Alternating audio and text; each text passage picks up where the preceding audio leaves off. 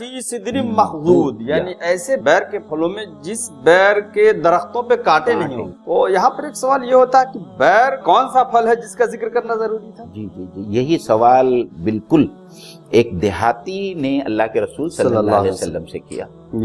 کہ ایسی کیا بات ہے، بیر تو بہت ہی عام پھل ہے، اس کا اللہ تعالیٰ نے، لیکن دیکھیں قرآن میں جو ہے نا اللہ کے نزدیک اور اللہ کی جنت میں اس پھل جو جس کو ہم بیر کے نام سے جانتے ہیں اس کا بڑا اعلیٰ مقام۔ معراج کی شب میں اللہ کے رسول صلی اللہ علیہ وسلم جس درخت تک پہنچے تھے عالم لاہوت میں، وہاں پہ بھی سدرۃ المنتہا کا ذکر ہوا، وہ بھی بیری کا ہی درخت تھا۔ اور مفسرین نے اسپیشلی مولانا ابوالعلا مودودی نے یہ لکھا ہے کہ عام طور پر جو بیر کا پھل ہوتا ہے وہ زیادہ ذائقے دار نہیں ہوتا، لیکن دنیا کے بعض حصوں میں اتنا لذیذ بیر پایا جاتا ہے کہ وہ ایک بار اس کی لذت منہ کو لگ گئی تو آدمی اس کو چھوڑنا نہیں چاہتا۔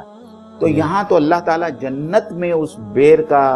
جو بیان کر رہا ہے، جو اس دیہاتی نے پوچھا تو اللہ کے رسول نے اسے یہ کہا کہ یہ جنت کا بیر ہوگا۔ اللہ کے رسول نے اس کو اور سمجھا کہ کہا کہ وہاں کانٹوں کی جگہ پہ اور دوسرے چھوٹے چھوٹے بیروں سے مشابہ پھل ہوں گے اور اس میں سے ہر پھل کا ذائقہ انوکھا اور عجیب تر ہوگا،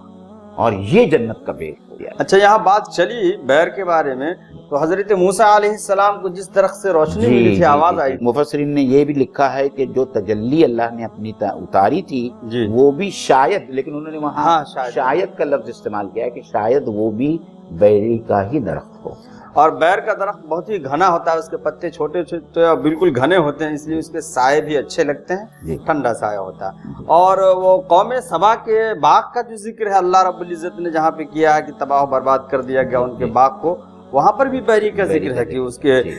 جنت، اس کے باغ میں بیری کا درخت ہے۔ تو مطلب یہ ہے کہ کچھ اہمیت ہے کہ اس کی اہمیت ہے، اسی لیے اللہ تعالیٰ نے ایک مرتبہ نہیں، دو مرتبہ نہیں، 3 مرتبہ جو ہے اللہ تعالیٰ نے اس پھل کا جو ہے ذکر قرآن مجید میں کیا۔